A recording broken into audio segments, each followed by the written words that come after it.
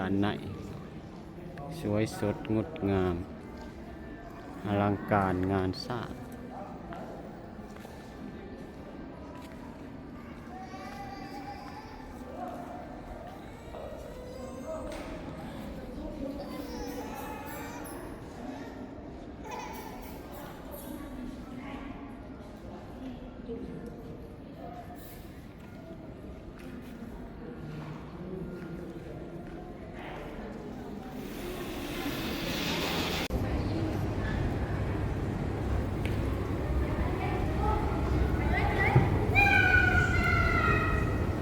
เดือนไปพี่น้อง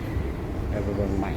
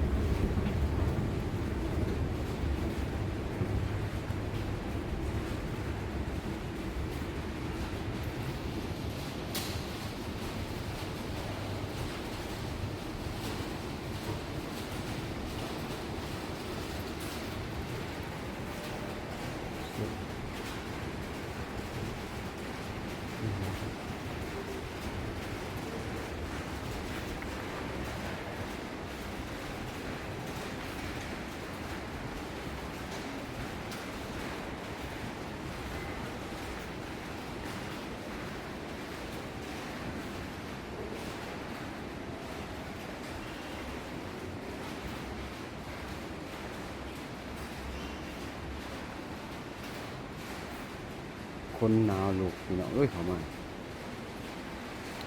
พวกมันขังมีความขังในตู้เลยพี่น้องมันหนาวแตก